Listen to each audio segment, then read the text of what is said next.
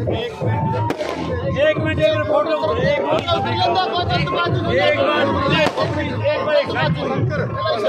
हाथ लगा लो।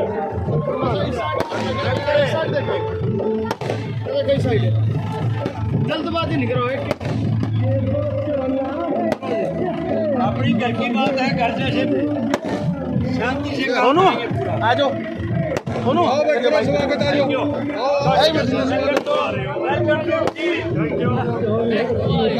जाओ।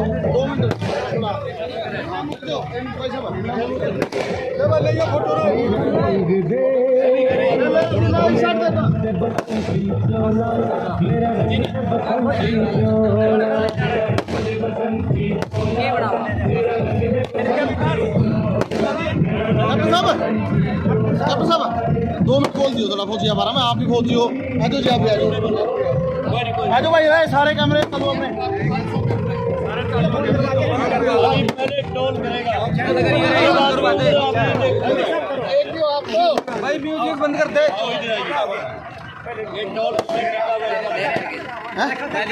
हाँ ला कैप्टन साहब के लगा दो यहाँ। कैप्टन साहब लगा दो राइट लगाइयो चला दो नीचे आदरणीय आज के जो मुख्य अतिथि अपने भाई हवलदार विकास अपनी 17 साल की लंबी सेवा सेना को देकर के आज सेवानिवृत्त होकर के अपने गांव आए हैं। हम खटखट टोल कमेटी की तरफ से इनका हार्दिक अभिनंदन और स्वागत करते हैं और साथ में पिता परमात्मा से ये मनोकामना जो है इनकी पूरी हो कि इनकी रिटायरमेंट लाइफ खुशी और मंगलमय तरीके से जो है ये अपनी ज़िंदगी को व्यतीत करें। एक फौजी के जीवन में 2 दिन सबसे अहम होते हैं। एक जिस दिन वो भर्ती होकर के जाता है, दूसरा जब रिटायरमेंट होने के बाद वापस अपने घर आता है। जब वो फौजी भर्ती होकर के जाता है उस टाइम वो एक बच्चा होता है छोटा, और ऐसे माहौल के अंदर जो है जो एकदम से विपरीत जो है माहौल के अंदर जाकर के वो अपने आप को ढालता है और वहाँ अपने आप को इस काबिल बनाता है कि भारतीय सेना उसके ऊपर फख्र कर सके और वो उस भारतीय सेना का हिस्सा बनता है। लेकिन धीरे धीरे जो है उस माहौल का वो आदी हो जाता है, परंतु जब उसका वो टाइम रिटायरमेंट के बाद जब वो घर आता है पुनः उसको फिर एक विपरीत माहौल मिलता है, क्योंकि सेना के अंदर रहते हुए जो जीवन जो इनकी दिनचर्या वहाँ पर रही वो एकदम से जो गांव में आने के बाद एकदम से परिवर्तित हो जाती है। और जिस माहौल में ये लोग वहाँ पर अपना जीवन व्यतीत करते हैं उससे ये बिल्कुल भिन्न है। हालांकि ये रहा इसी समाज का हिस्सा है, परंतु तकरीबन फौजी जो है इस सामाजिक वातावरण से कट ऑफ हो जाते हैं और वो अपना जो जहाँ पर जो अपना जीवन व्यतीत करते हैं उनका तरीका अलग है। तो मैं परमपिता परमात्मा से पुनः जो है ये प्रार्थना करता हूँ कि हमारे भाई विकास इनका जो जीवन अभी जो ये अपनी दूसरी पारी शुरू करने जा रहे हैं ये मंगलमय हो और परमात्मा इनको और तरक्की दे और इनको खुशहाली दे। धन्यवाद। Thank you. समाज में सामाजिक कार्य में शामिल हो भाई। हाँ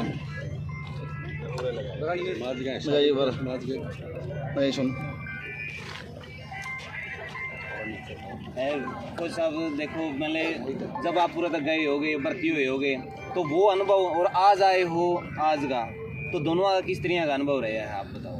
सबसे पहले अनुभव बाद में बताऊंगा। पहले जो मान और सम्मान के योग्य है खटखट टोल कमेटी और इसके सारे मेंबर जिन्होंने इतना बड़ा स्वागत और मेरे जितने भी रिश्तेदार भाई बहन आस पड़ोस के गांव वाले चाचा ताऊ जिन्होंने मेरे को इतना मान सम्मान दिया मैं उसका बहुत आभारी हूँ। और मैं तकरीबन 2008 जनवरी में भर्ती हुआ था। उस टाइम पर एक ट्रेनिंग का शेड्यूल होता है, हम गांव से ही गए, जुनून तो सभी को होता है शुरू में। तो उस ट्रेनिंग में एक सेना ने हमें बहुत अच्छा डिसिप्लिन और वो दिया और अभी भी तकरीबन मेरी 17 साल सर्विस हो गई।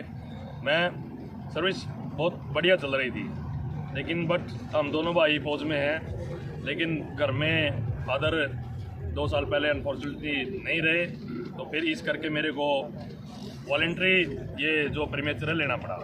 और मैं आज भाइयों को साथ में सभी को टोल कमेटी की तरफ से दिए गए स्वागत और अपनों का साथ से बहुत खुश हूँ और आप लोगों का भी बहुत आभार व्यक्त करता हूँ। और अंत में आप सभी को जय हिंद। वैसे लेट के लिए सॉरी। जो बीच का अंतराल रहा है, क्योंकि देखे हर युवा की आप प्रेरणा हो कि भाई हर बंदा सोचा है कि भाई मैं फौज में जाऊं, और एक फौजी ऐसा हुआ है मैंने लगा सबसे ज़्यादा अगर जो किसी भी सम्मान मिला है नहीं तो फौजी ने मिला है। फौजी तो तड़ा तड़ा सम्मान है सभी का।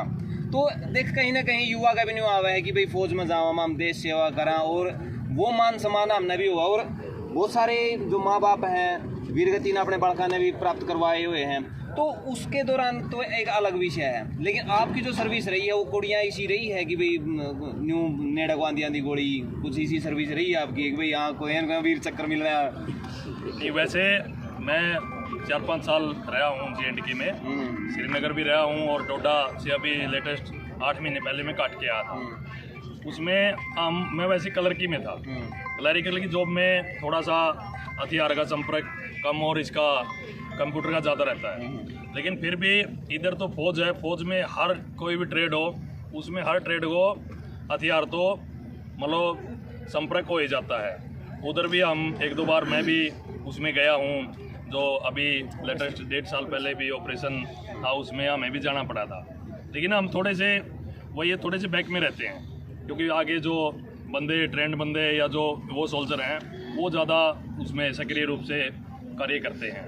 फिर भी हमें जो 4-5 साल इधर फील्ड का या JNK का अनुभव रहा बहुत अच्छा रहा, और सेना का भी बहुत अच्छा रहा। उसमें अपनी सारी सेना भी बहुत बढ़िया काम कर रही है। युवाओं को किस तरह मैसेज आप देना चाहोगे? युवाओं को मेरी तरफ से, मेरे जो छोटे भाई हैं उनको मैसेज यही है कि जो एक अनुशासन और वो जो भारतीय फौज है उससे बड़ा अनुशासन कहीं नहीं है। आप मतलब खुद ही भी देखते हो, और एक ये एग्जाम्पल है। और उसी के बेस पर अपनी मेहनत जारी रखें, पढ़ाई जारी रखें। मेहनत से ऊपर कुछ नहीं है। जब तक हम मेहनत कर रहे हैं तब तक हमारी सफलता है। ये किसी का सभी को बोलना चाहूँगा एक मिनट, क्योंकि मैं बात रह रही थी कि आप नज़दीक आएगा ना यार, एक बार थोड़ा जरूर बोलिए। जय जवान और जय किसान, ये नारा ऐसे नहीं दिया गया। सीमा पे देश की सुरक्षा हमारे जवान करते हैं और देश के नागरिकों का पेट भरने का काम हमारे देश का किसान करता है। ये जोड़ी सदियों से चलती आ रही है और चलती आ रही है। किसान का बेटा ही आपको सीमा पे मिलेगा, ये भी आप नोट कर लेना। जो धनंजय सेठ हैं, राजनीति पार्टियां हैं, उनके बच्चे कभी सेना में नहीं जाएंगे। उन्हें देश की सुरक्षा की जिम्मेवारी भी किसान परिवार के तो है। तो मैं यही मैसेज देना चाहूँगा समाज को कि फौजी और किसान दोनों की इज्जत किया करें। बहुत बहुत थैंक यू। सुनो राहुल जी बात।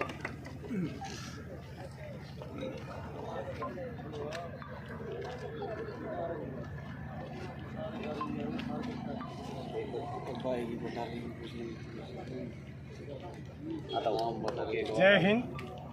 मैं कैप्टन बलजीत मौर्य। सबसे पहले आज के जो हमारे मुख्य अतिथि हैं मेरे कज़न विकास, इनका 17 साल सेवा के बाद घर वापसी पे मैं तहे दिल से धन्यवाद, स्वागत और उनको शुभकामनाएं देता हूँ। साथ ही आज जो सम्मान इनको हमारी जो टोल कमेटी ने दिया है उसका मैं तहे दिल से धन्यवाद करता हूँ। साथ ही मीडिया के कर्मी, आप लोग जो कोई भी छोटी बड़ी अच्छी बुरी आवाज़ को ऊपर तक सरकारों तक पहुँचाने का काम करते हैं, आपका मैं तहे दिल से धन्यवाद करता हूँ। इसी के साथ में जितने भी यहाँ मेरे साथ गांव से या रिश्तेदार हमारे जो आए हैं उनका भी मैं यहाँ पहुँचने पे काफ़ी वेट करने पे तहे दिल से धन्यवाद करता हूँ। इसके साथ जो बात रही आज जिस मकसद से हम यहाँ आए हैं, विकास इनकी 17 साल की जो सेवा है वो पूरी हमारी देखरेख में हुई है। इस लड़के के अंदर मैं आपको बताना चाहता हूँ ऐसा जज्बा था कि देश सेवा का, क्लरिकल में रहे हैं लेकिन नाइट में डे में किसी न किसी इमरजेंसी में ऑपरेशन का मौका तो जवान को मिलता ही है सेना के।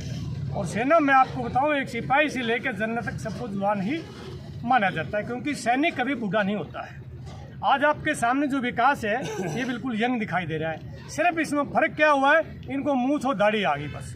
जब ये गया तो मूँछ दाढ़ी नहीं थी। इस जवान के अंदर जो जज्बा हमने देखा है बहुत ही काबिल तारीफ़ है, जिसकी मैं शब्दों में अभी व्याख्यान नहीं कर सकता। इन्होंने अपने परिवार से, घर से और देश सेवा से लेके जो काम किया है बहुत ही काबिल तारीफ है। और अभी जो इनके फादर की डेथ के बाद इनको आना पड़ा वो ज़रूरी भी है। माँ भी इनकी बीमार रहती है तो घर संभालने के लिए आए हैं। तो मैं उम्मीद करता हूं कि जिस प्रकार से इन्होंने 17 साल सेवा की है, देश सेवा, उसी प्रकार से समाज के अंदर जुड़ के और समाज सेवा करे। जैसे अभी कप्तान साहब ने बताया था कि भी वो हमारा माहौल अलग है, ये माहौल अलग है, क्योंकि अगर घर से कटअप हो जाते हैं तो वहाँ जाते हैं। और यहाँ आके इस माहौल में सबसे बड़ी बात यही है जो मेरे भतीजे पवन ने बताया है कि ये नारा ऐसे ही नहीं दिया था उस टाइम के जो प्रधानमंत्री लाल बहादुर शास्त्री जी ने, जवान और किसान। सबसे बड़ी खुशी की बात है कि सबसे पहले इनको जो सम्मान मिला ना एक जवान को, वो किसानों से मिला है टोल कमेटी को। ये बड़ी प्रसन्नता की बात है। अभी मेरे साथ मैं चाहता हूँ कि आप लोग एक बार नारा लगाएं, जय जवान जय किसान, जय जवान जय किसान, जय जवान जय किसान, भारत माता की जय हो, भारत माता की जय हो, भारत माता की जय हो। तो एक सवाल रह गया था, क्योंकि मेरा सवाल ऐसा था जो मेरा मन में था, मैं दूंगा। तो एक चीज हम कॉमन देखा, हाँ मैंने लगा है कि फौजी कदे रिटायर नहीं होता, इस वजह से उसकी वर्दी समेत घर भेज जाए कि तू कोई बुला के कपड़े बदलने की जरूरत को नहीं, अपना घर बाहर का आजिए। बिल्कुल आपकी बात बिल्कुल जायज है। इसका कुछ पीरियड होता है। मैं आपको बताता हूँ 5 साल तक तो कभी भी बुला सकते हैं। दूसरा मैं आपको एग्जांपल दूं, वेद प्रकाश मलिक साहब कप्तान साहब खड़े हैं, भूपेंद्र जागलान साहब खड़े हैं, हाँ मलिक साहब। तो अभी जो ऑपरेशन था सिंदूर, आप सभी का विख्यात है, ताज़ा ही है। उस दौरान भी कुछ ऐसी कंडीशन हो गई थी कि हो सकता है मैं वापस देश सेवा के अंदर मदद के लिए जाना पड़े। तो हमने अपने अपने लेवल पे, मैं वैसे फिलहाल कैथल में सेट हूँ, हमने पूरा डीसी से, एसपी से मीटिंग करके प्रशासन शासन से मिलकर हम पूरे तैयार हो गए थे। जो मॉक ड्रिल वगैरह हमने वहाँ की है, सब लोगों ने यहाँ भी की। तो हम पूरे तैयार हो गए थे, पूरे जींद और कैथल नहीं, पूरे हरियाणा के अंदर वो सिस्टम हो गया था कि अपनी तैयारी में वापस आ जाओ। हम भूलते ही नहीं उस चीज़ को, हमारे दिमाग में आते ही नहीं कि हम रिटायर हो गए हैं, बिल्कुल भी नहीं। हमारा जज्बा उसी प्रकार से कायम है। आज मैं 63 साल का आपके सामने खड़ा हूँ, आज भी जाने के लिए तैयार हूँ और 32 साल नौकरी करके आया हूं। किसी भी मौका पर हम देखा है तो फौजी चाहे रिटायर हो बिना रिटायर हो तो वर्दी पैर का पहुंचा नहीं बोले आप तो भाई आगे। एक बात बताओ पत्रकार भाई, आप हमारे से ज्यादा एग्जांपल कोई नहीं दे सकता। क्यों कि आप हमारे को टोल पे भी देख रहे हो, समाज की दूसरी ड्यूटियां में भी देख रहे हो। हमारे अंदर देखिए जज्बा, हमने फौज में क्या सीखा और यहाँ आने के बाद में इस समाज के साथ हम आप लोगों ने अग्रिम पंक्ति में खड़े कर दिए। कैसे खड़े किए? क्यों आप लोगों का ये तजुर्बा था, हमें वो तजुर्बा ग्रहण किया हमने और आगे जा कर के बढ़े और समाज की सेवा की।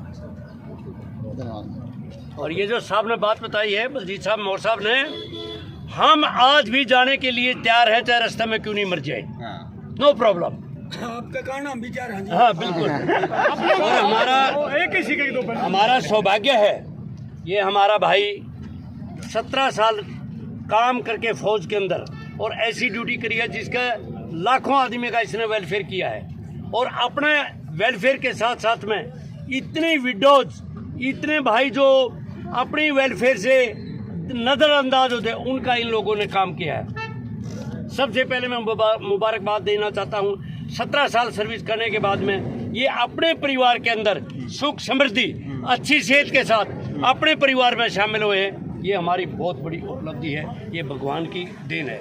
क्योंकि इस देश की सेवा करते करते कई भाई तो तिरंगे में लिपट के आते हैं, कई भाई लंगड़े लूले होके आ जाते हैं, लेकिन हमें खुशी है कि हमारा जवान आज एकदम से जैसे भर्ती हुआ था वैसे वैसा हमारे। मैं यही भगवान से प्रार्थना करता हूँ, कामना करता हूँ, हे प्रभु जिस तरह इसने 17 साल फौज की सेवा दी, इसी तरह अपने परिवार अपने समाज की सेवा दी।